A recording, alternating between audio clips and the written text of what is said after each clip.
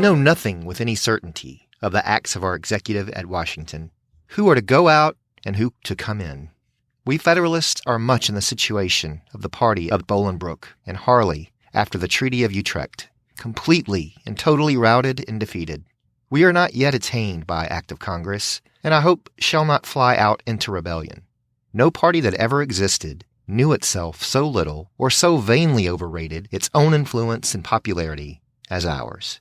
None ever understood so ill the causes of its own power or so wantonly destroyed them. A group of foreign liars, encouraged by a few ambitious native gentlemen, had discomfited the education, the talents, the virtues, and the property of the country. The reason is we have no Americans in America. The Federalists have been no more Americans than the Antis. John Adams's departure from the national stage in March 1801 has been remarked by many historians as a pivotal point in American history. But for the man himself at the time, though he felt the weight of the change, he also felt the uncertainty of what it meant for his nation, his causes, his family, and himself. Welcome, dear friends, to the Presidencies of the United States. I'm your host, Jerry Landry. Special thanks to my husband, Alex, for providing the intro quote for this, the penultimate episode closing out the life of John Adams. To get to some housekeeping first, as I've discussed before, I'm planning on doing a Q&A episode as a final farewell to POTUS 2. After this episode, you'll have about a week, deadline Wednesday, July 10th, 2019, to get your questions in either via email to presidenciespodcast, all one word, @gmail.com, or you can send them via social media to Presidencies on Facebook, Presidencies89 on Twitter, or Presidencies Podcast, again, all one word, on Instagram.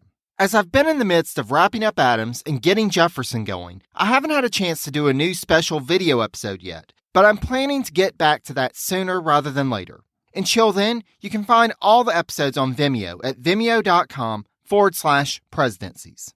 A few weeks back, I did an interview with Jarrett Cohen, author of Accidental Presidents, 8 Men Who Changed America, which was very informative.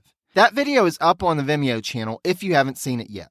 Finally, the new series on the Jefferson presidency is nearly upon us. As I've got some travel coming up, the first episode of that series will not release until August. I assure you, though, my travel is history-related. I'll be attending the SHEAR Conference, that's the Society for Historians of the Early American Republic, on July 18th through 21st in Boston. Then I'll be flying from there to Reykjavik, Iceland for a week. I'm hoping to have some special content for all of you from this travel, including more history knowledge to share, as well as photos and videos. And we'll be sharing what I can on social media, as well as at the website, presidencies.blueberry, that's BLUBRRY.com. With that said, let's rejoin Mr. Adams as he makes his way back to Quincy in March 1801. John Adams, the first U.S. president to oversee a transition from one administration to the next, had also become the first U.S. president to be defeated for re-election.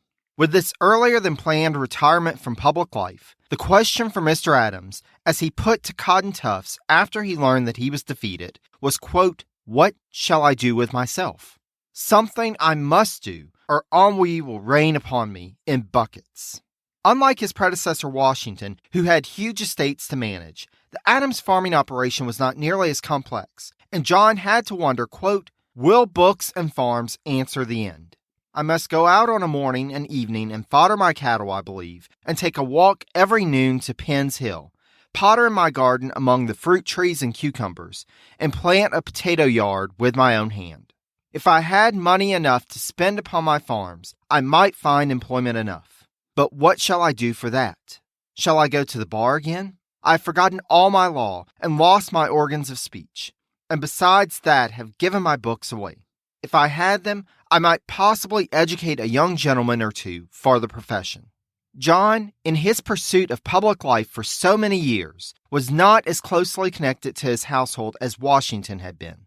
Indeed, as Lynn Withey notes, the adjustment for Abigail to this retirement from the public stage was much more seamless of a process than it was for John. From Withey's biography of Abigail, quote, "For a woman of the time period, there was no such thing as retirement. She, i.e. Abigail, had always enjoyed her role as wife, mother, and household manager. Now, she threw herself into that role with renewed energy. John, by contrast, for the first time in his life, had no specific task in front of him. John would be reunited with Abigail on the evening of March 18th, arriving home at Peacefield just as a nor'easter struck, described by David McCullough as, quote, a storm of a kind such as they had not seen in years. Black skies, violent winds, and a flood of rain kept on day after day, no one budging from the house for about 10 days. During this time, a short note would arrive from the new president. A quote-unquote private letter had arrived at the president's house for Adams, and Jefferson wanted to make sure that it got to him safely and unread.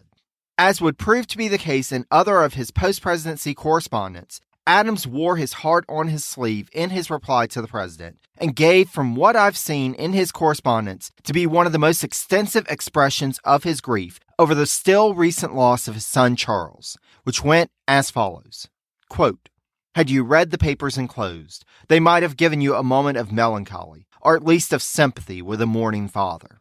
They relate wholly to the funeral of a son who was once the delight of my eyes and a darling of my heart, cut off in the flower of his days, amidst very flattering prospects, by causes which have been the greatest grief of my heart and the deepest affliction of my life. It is not possible that anything of the kind should happen to you, and I sincerely wish you may never experience anything in any degree resembling it. He concluded the letter by assuring Jefferson that, quote, this part of the Union is in a state of perfect tranquility, and I see nothing to obscure your prospect of a quiet and prosperous administration, which I heartily wish you. As nice as these words to Jefferson sound, they stand in stark contrast to those that Adams would write Secretary of the Navy Benjamin Stoddert a week later, with which we began this episode. However, we also find in his letter to Stoddert a description of the recent nor'easter as, quote, so old-fashioned a storm that I begin to hope that nature is returning to her old good nature and good humor and is substituting fermentations in the elements for revolutions in the moral, intellectual, and political world. As time went on, some of the ill feelings that remained from his tenure in public service would start to give way as he worked out in nature at the farm. Welcome to Anthology of Heroes, the podcast that explores the most pivotal moments of history through the eyes of those who lived it. In this podcast, we don't spend our time recounting facts and dates. Instead, we follow in the footsteps of national heroes, kings, or ordinary people who lived and breathed the moments that shaped our world. We're not hemmed in by eras, borders, or religions. Instead, we seek out the tales of those who defied the odds and fought passionately for their beliefs. Whether they're right or wrong is up to you to decide. From Vercingetorix's doomed rebellion against Rome, to Osceola's unshakable war against the USA, all the way up to the inspiring Sobibor concentration camp uprising in World War II, each episode is an immersive listening experience, blending music and sound effects to really draw you into the story. Our episodes go for about 45 minutes, making them perfect for your commute, and are crafted using a wealth of historical sources, which I list on our website if you want to learn more. I'm the host, Elliot Gates, and I'm thrilled to have you joining me as we uncover history's hidden gems and illuminate the faded pages of our past. Look out for the Anthology of Heroes podcast on Spotify, Apple Music, or anywhere else you get your podcasts from. Though the spring would find Adams writing to his old friend Richard Cranch that, quote, the farmer of Stony Field has enjoyed himself better since he assumed that honorable station than he ever did before as a member of Congress, minister abroad, or vice president or president of the United States. He did admit that, quote, how long this tranquility will continue, I know not.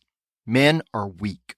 No man can answer for himself a loss of health, a family misfortune, any of the common accidents of life are sufficient sometimes to exhaust the courage of the firmest of human minds, especially in old age. Adams's tranquility would continue into the summer as he learned in mid-June that he was a grandfather once more with the birth of John Quincy and Louisa Catherine Adams's first child, a son who John and Abigail would soon after learn was named George Washington Adams. Abigail would write to their younger son Thomas on July 12th that she felt that this choice of name, quote, was ill-judged. I feel that it was wrong. Children do not know how much their parents are gratified by the continuation of their name in their grandchildren. I'm sure your brother had not any intention of wounding the feelings of his father, but I see he has done it. Still, One can imagine the joy of both John and Abigail when, on the evening of September 21st, their long-absent son, John Quincy Adams, arrived at Peacefield. Like his father 6 months prior, John Quincy arrived in Quincy still trying to figure out what life had in store for him next, now that his diplomatic career was at an end, during which time he would get advice from his parents as well as his aunt, uncle, quote, and other members of the closely knit clan. While we won't go into too much depth on John Quincy's life during this time, as that will be covered in his pre-presidency episodes, and yes, for those of you who don't know, John Quincy will end up as president on down the line, as we'll discuss a little later on this episode. Just know that John Quincy and his family will settle in Boston for the time being. With John Quincy settled, the question would come back to what John would do with his time. In October 1802, he would begin to answer that question by taking a look back on his life to that point by beginning work on an autobiography. David McCullough writes that this project was undertaken, quote, with some reluctance, but Joseph Ellis, in his examination of Adams's character and legacy, postulates that the project served a role as a catharsis for the former president as his, quote, suppressed rage against Hamilton exploded in the Adams autobiography. It was characteristic of Adams to deny the existence of a seething anger that virtually vibrated inside his soul, not because he habitually lied to others or himself, but because the emotions he felt were too ferocious to allow for controlled expression or modulated articulation. The last thing he wanted to do was to confirm, by the very vehemence of his reaction, the essential truth of Hamilton's charges against him. While certainly not the out-of-control madman that he had been portrayed as by Federalist and Democratic Republicans alike, John Adams was human, just like any of us. And as we've seen over the last 24 episodes, in the midst of great adversities, he would set aside his personal emotions in order to serve the public good. Now, though, he was home at Quincy with nothing but time on his hands. It was inevitable that he would find himself face to face with his inner self. While John came to terms with his feelings about his career and legacy, his wife Abigail had occasion to confront her own emotions about how her husband, and by extension, their family, had been treated. On April 17, 1804, Mary Jefferson Epps, the 25-year-old daughter of President Jefferson, died at Monticello.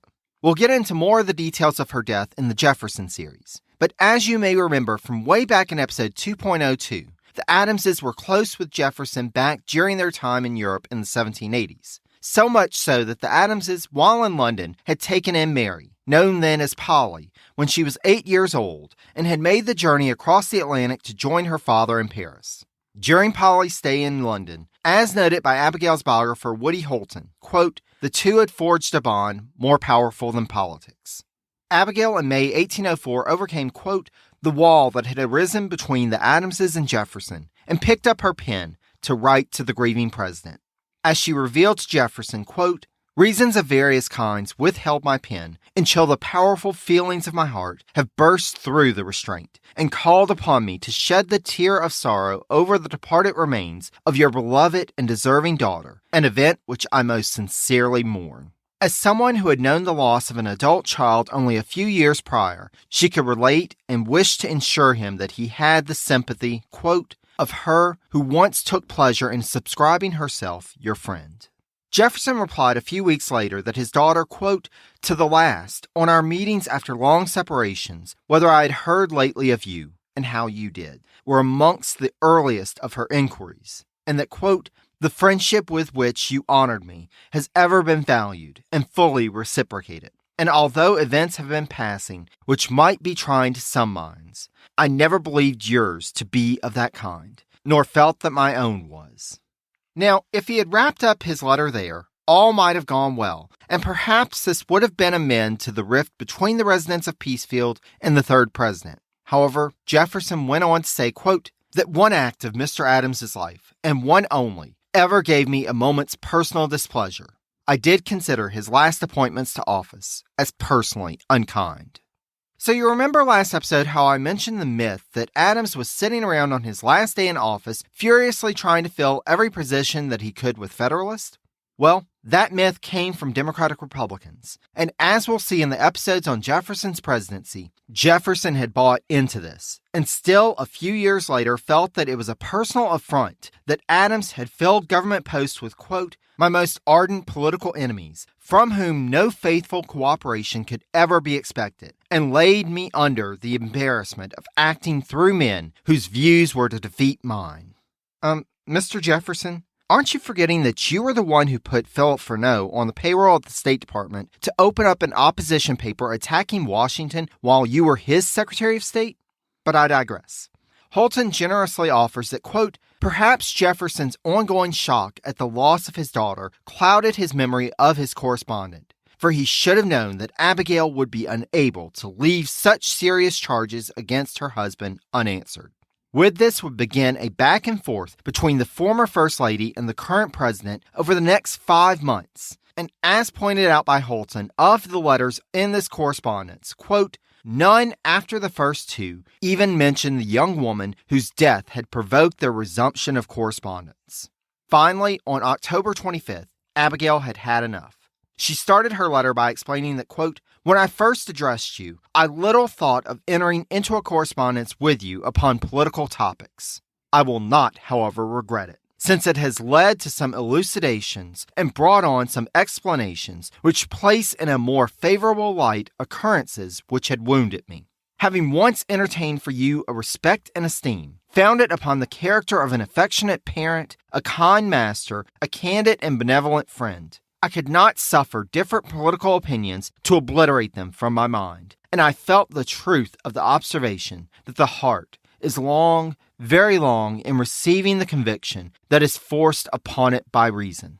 Affection still lingers in the bosom, even after esteem has taken its flight. After addressing a few points in particular, she wrapped up her letter by saying that, quote, time, sir, must determine, and posterity will judge with more candor and impartiality, I hope, than the conflicting parties of our day. What measures have best promoted the happiness of the people? What raised them from the state of depression and degradation to wealth, honor, and reputation? What has made them affluent at home and respected abroad? And to whomever the tribute is due to them, may it be given. I will not, sir, any further intrude upon your time, but close this correspondence by my sincere wishes that you may be directed to that path which may terminate in the prosperity and happiness of the people over whom you are placed, by administering the government with a just and impartial hand. Now that she had concluded there was no opportunity for this correspondence to result in a sealing of the breach between them, Abigail let John know that she had been corresponding with President Jefferson over the past few months. John added in a postscript to Abigail's October 25th letter to Jefferson that, quote, the whole of this correspondence was begun and conducted without my knowledge or suspicion. Last evening and this morning, at the desire of Mrs. Adams, I read the whole. I have no remarks to make upon it at this time and in this place. Whatever feelings John had about Jefferson, in the writing of his autobiography and in personal letters written during the Jefferson presidency, he reveals his anger towards Alexander Hamilton for his role in attacking and undermining his efforts as president. Adams described Hamilton as, quote, a bastard brat of a Scotch peddler who lived constantly, quote, in a delirium of ambition, and as, quote, a Creole Bolingbroke, born on a speck more obscure than Corsica, as ambitious as Bonaparte, though less courageous, and, save for me, would have involved us in a foreign war with France and a civil war with ourselves. Even Hamilton's demise after being shot in a duel in July 1804, and yes, there will definitely be more about that in the next series, would not cool Adams's fury. He wrote that he felt no reason, quote, to suffer my character to lie under infamous calumnies, because the author of them, with a pistol bullet through his spinal marrow, died a penitent. Hamilton, however, would not be the only one criticized in Adams's autobiography. As historian Joseph Ellis wrote, quote, Tom Paine ranked second only to Hamilton in Adams's version of the American Rogues Gallery, with Adams describing him as, quote, a disgrace to the moral character and understanding of the age, and, quote, the satyr of the age, a mongrel between pig and puppy, begotten by a wild boar on a butch wolf. Benjamin Franklin, though mostly getting positive comments in Adams's memoirs, didn't completely escape from his former colleagues' critique. Adams noted that Franklin's reputation as, quote, a great philosopher, a great moralist, and a great statesman is questionable. His main beef with Jefferson in his autobiography was over the legacy of the Declaration of Independence.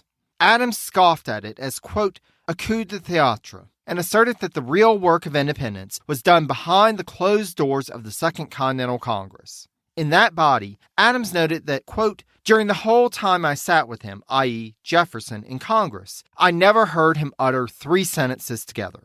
Indeed, he felt that his resolution, which passed on May 15, 1776, which we discussed back in episode 2.02, and which had called on the colonies to develop new governments to displace the colonial infrastructure, was the true quote-unquote Declaration of Independence rather than Jefferson's document.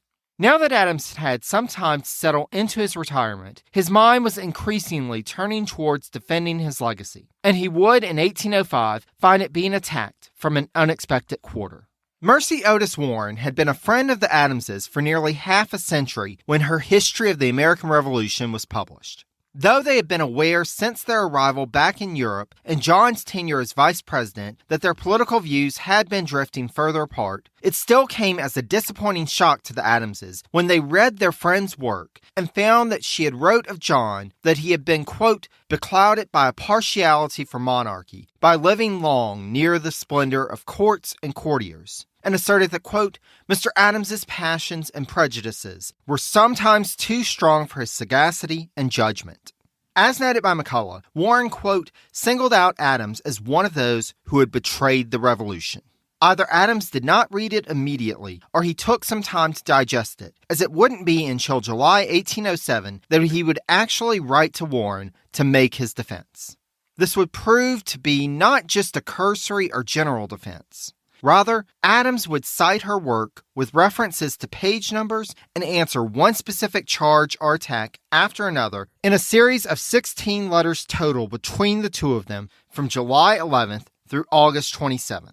Numerous times in the back and forth, before Warren could respond, Adams would write 2 or 3 letters, adding in some more points. He warned her in his first letter that, quote, I shall observe no order in selecting the passages, but take them up as they occur by accident. But she soon commented that, quote, I'm so much at a loss for the meaning of very many of your paragraphs and the rambling manner in which your angry and indigested letters are written that I scarcely know where to begin my remarks. As Joseph Ellis commented, this randomness in Adams's arguments, quote, was a bad sign, an indication that the sage was in mid-explosion. No sensible or systematic rebuttal of Warren's version of the American Revolution was possible when Adams felt the furies, like waves, rising inside himself. Indeed, in many ways, Adams was playing into the image that Warren and others over the years had created of him, as a man who could not control his temper. But given that he had been made to feel, over the course of years, isolated, unwanted, and forgotten, one can understand why this public insult from a person that he had known for so long and had thought he could trust had so infuriated him. One can almost hear the hurt in his letter of July 30th when he wrote at the end, quote, what have I done, Mrs. Warren, to merit so much malevolence from a lady considering whom I never in my life uttered an unkind word or a disrespectful insinuation? Even in this unleashing in their correspondence, his response was still measured. For, as he made a point of noting, unlike her, quote, I've still confined my resentment to these communications to yourself. This is not to say that the years that Jefferson was president were all bad for the Adamses. Indeed, John Quincy's star was rising in the national political landscape as he had been elected to the Senate in 1803. 1803 would also see John and Abigail become grandparents once more, with John Quincy and Louisa's second child being born on the 4th of July. This one, likely to the joy of the elder couple, was named John in honor of the former president. Meanwhile, despite their concerns for him and their occasional disputes with him about his future, John and Abigail's youngest son, Thomas, married in May 1805, and he and his wife, Anne, would end up living in the house in which the former president had been born. John also renewed his correspondence with his old friend from the Revolution, Dr. Benjamin Rush, in February 1805. Politics had separated the two, as it had many over the years. But, as John put in his first letter to Rush, quote, "It seemeth unto me that you and I ought not to die without saying goodbye or bidding each other adieu." Not only was it a happy occurrence for the two to enter into, quote, an extended, vivid correspondence, but this renewal of their friendship would lead to another, more famous correspondence being resumed a few years later. More on that one shortly. The Adams family's ups and downs during Jefferson's tenure would not just be on a social level. A London banking house that John and Abigail had invested most of their savings in collapsed in 1803, leaving them in dire financial straits. Only through John Quincy's intervention were they able to stabilize their situation and retain their home. Meanwhile, their daughter Nabby's family continued to struggle. John had used his remaining authority in his last days in office to try to help them out by appointing her husband, Colonel William Smith, to the post of surveyor of the Port of New York. But rather than being satisfied with this lucrative post, Smith would have his eye on other prospects, including those ideas of South American independence still being promoted by our old friend Francisco de Miranda. Smith, due to his position as surveyor, could not join in Miranda's expedition of 1806, but this didn't stop him from sending his 18-year-old son William off with Miranda to Columbia. Though neither Colonel Smith nor Nabby told the elder Adamses about it, Abigail soon surmised that young William had gone off on Miranda's, quote, Don Quixote expedition. Before long, they would learn of the failure of Miranda's expedition. Though his son safely escaped to Aruba, Colonel William Smith, for his role in the expedition, would be removed from his government post and arrested for insurrection. Though Smith would ultimately be acquitted, not only did this incident damage his reputation and yet again threaten the prospects of his family, it also caused no end of anxiety for months for John and Abigail. Despite the various issues that their children and grandchildren would face during this time, John and Abigail seemed most happy when their home was full of family members. Their son Charles's widow, Sally, had come with her 2 children to live with the Adamses after their return from Washington, and other family members would come to stay for a while at various points over the years. The Adamses would also play host to extended family members, including the young Josiah Quincy, who would, quote, recall in later years that the president, as everyone in the family called Adams, was always lively and informal, full of little jokes and odd bits of information. Children responded to his appetite for life, his wit, and his genuine fondness for them. In a curious way, it was with children and young people that Adams was at his best. In their company, his Puritan stiffness was utterly dissolved.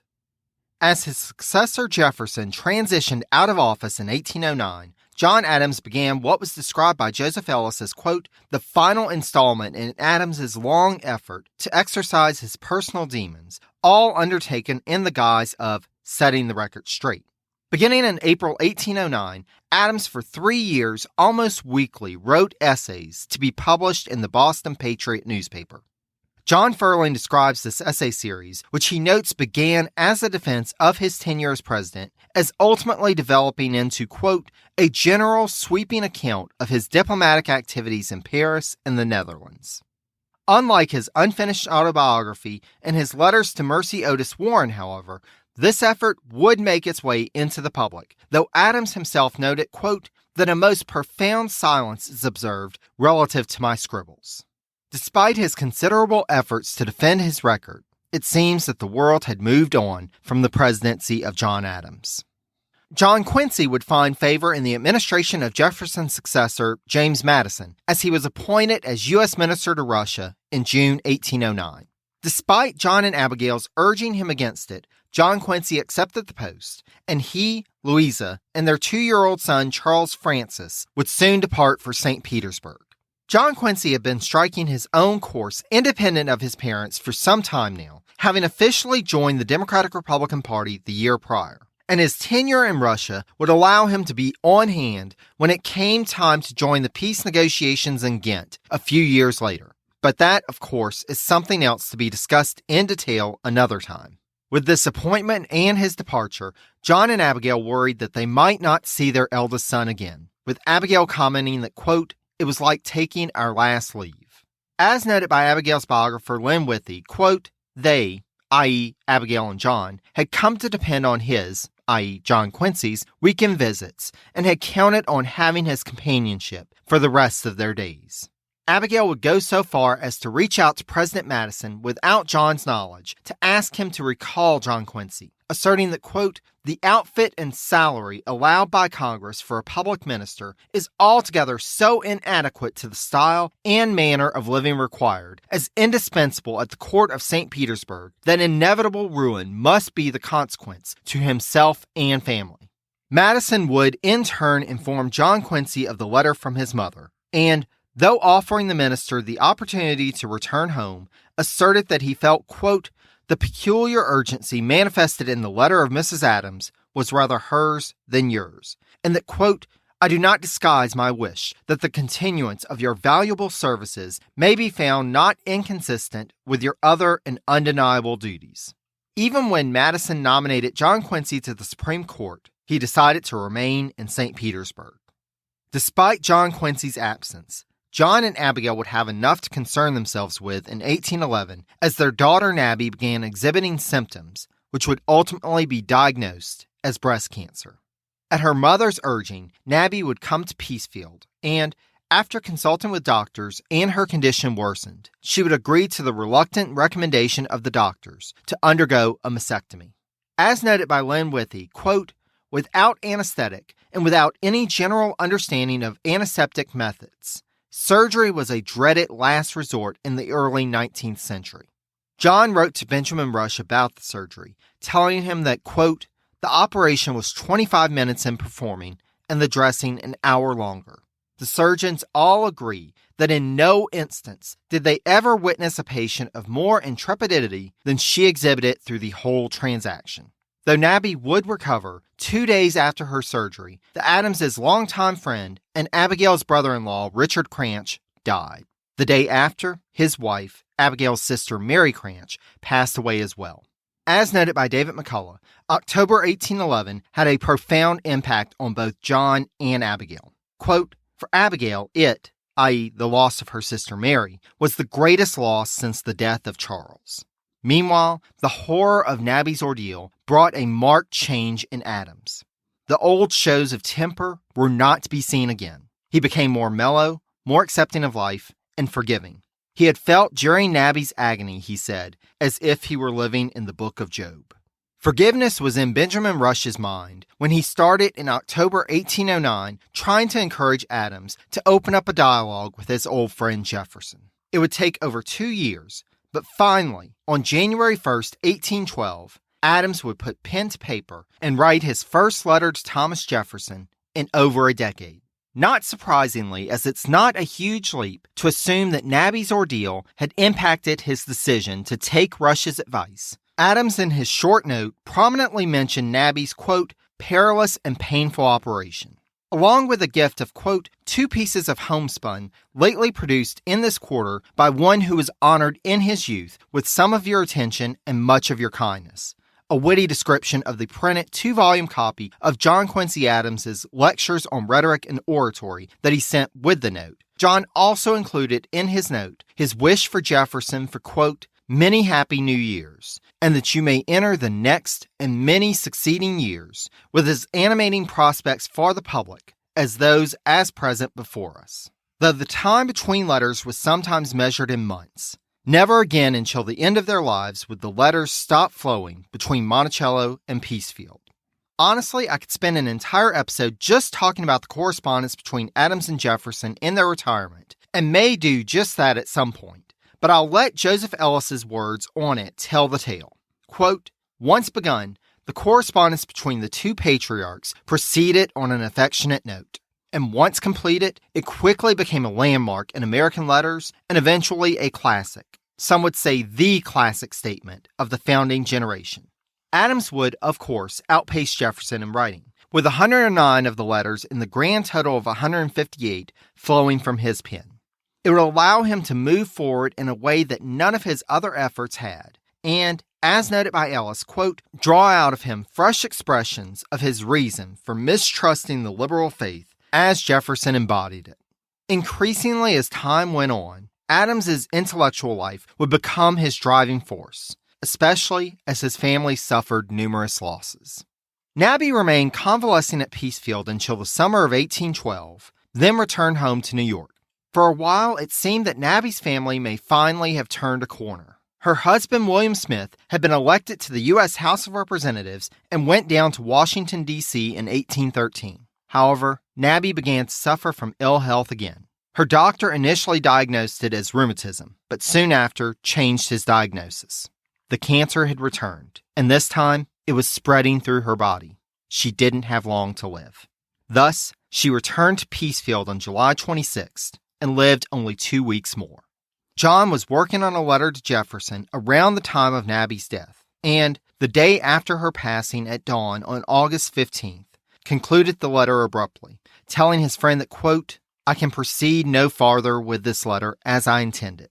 Your friend, my only daughter, expired yesterday morning in the arms of her husband, her son, her daughter, her father and mother, her husband's 2 sisters, and 2 of her nieces, in the 49th year of her age, 46 of which she was the healthiest and firmest of us all, since which she has been a monument to suffering and to patience."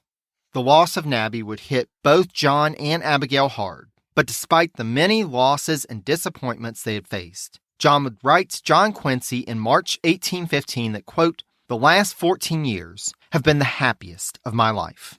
He was increasingly removed from the day-to-day back and forth of politics, but this did not mean that Adams was completely removed from the events of the world. The U.S. had gone to war with Britain, and his son would end up playing a critical role in bringing peace at the negotiations at Ghent, while John and Abigail, quote, remained informed as always by, quote, reading all they could lay hands on. As the years went on, though, they would bear witness to the death of numerous family members and friends. John's friend Elbridge Gerry, having risen to the rank of vice president, passed away, as had Abigail's last surviving sister Elizabeth. Even Nabby's widowed husband William Smith did not outlive his in-laws. In October 1818, it would be Abigail's turn to shake off this mortal coil. That month, she took ill with what was diagnosed as typhoid fever and, quote, was told to remain perfectly still and try not to speak. She had already made out her will a few years earlier, so all that remained was the inevitable.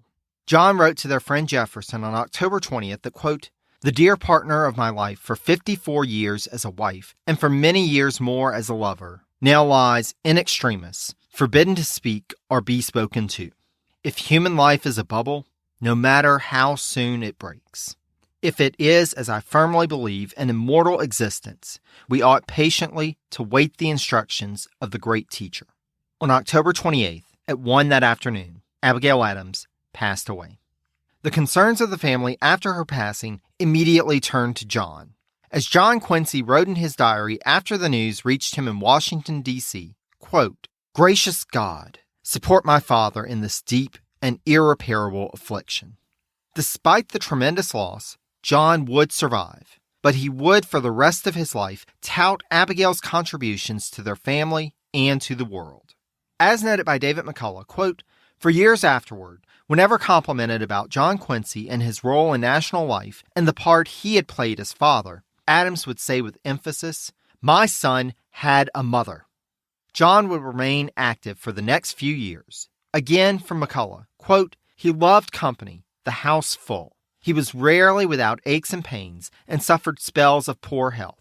Some days were extremely difficult, but he could still ride horseback at nearly 85, and on rambles over the farm or his walks about town, he sometimes covered 3 miles. He never tired of the farm. He loved every wall and field, loved its order and productiveness, the very look of it.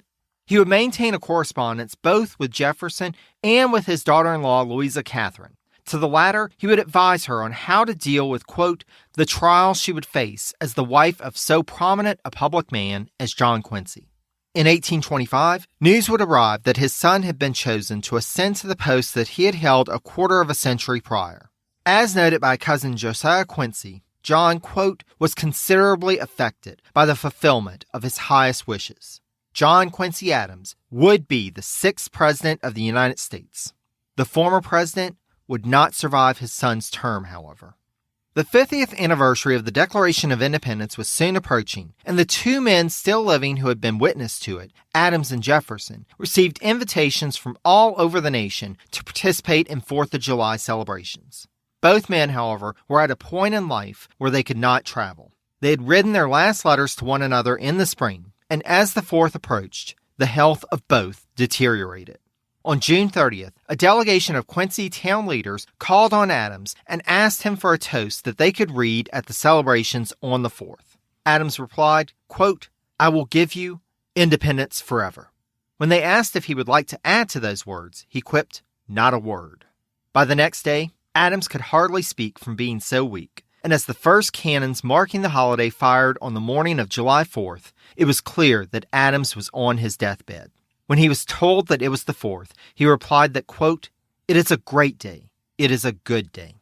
In the afternoon, he managed to stir enough to say, clearly enough to be understood, quote, "Thomas Jefferson survives." Though this is often quoted as his last words, apparently later he whispered to his granddaughter, quote, "Help me, child, help me," before falling silent, never to speak again. At around 6:20 p.m. on July 4th, 1826, John Adams passed away at his home in Quincy, Massachusetts. Dear listener, I have to admit that as hard as it was to end the Washington presidency, it seems even harder to wrap up this series on John Adams. As some of you know, my personal favorite president is William Henry Harrison. Part of the reason for that is that he has been so maligned in the historical record that I've felt it my duty to help to resuscitate his reputation. In John Adams, I found some of the same qualities that I admire in Harrison. From beginning to end, John Adams was a devoted public servant. Though he came across as arrogant and brash, Adams was an individual who knew himself. He knew what he was capable of and was mindful of his weaknesses and shortcomings.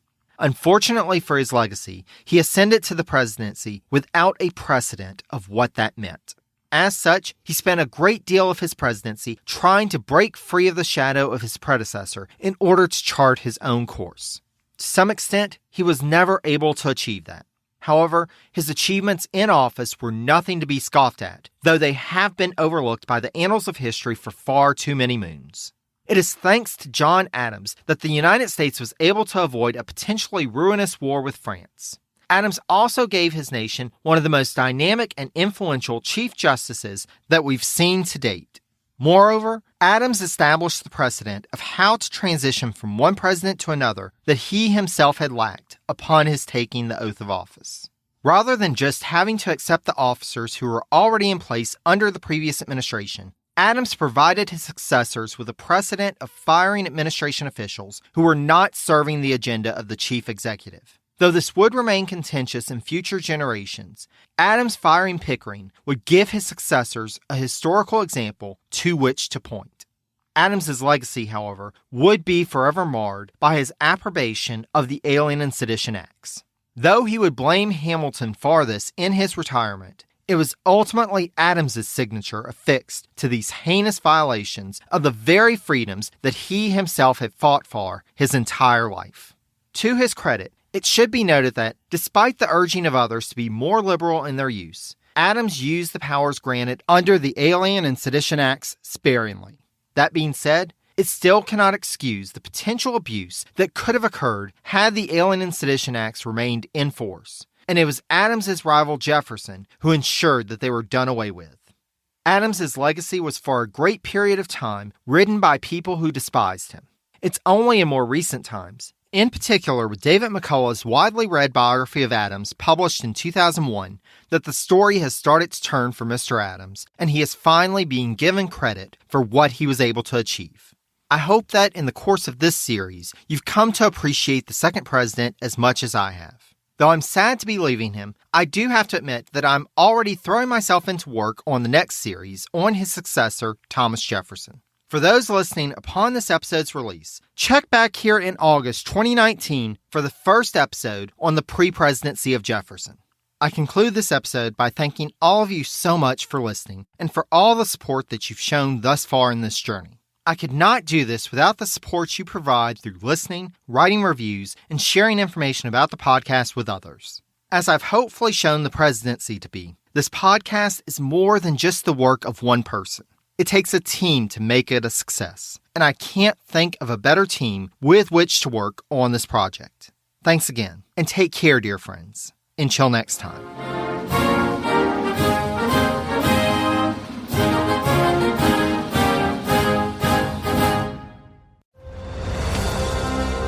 I'm Ken Harbaugh, host of Warriors in Their Own Words, a podcast that presents the unvarnished, unsanitized truth of what we have asked of those who defend this nation.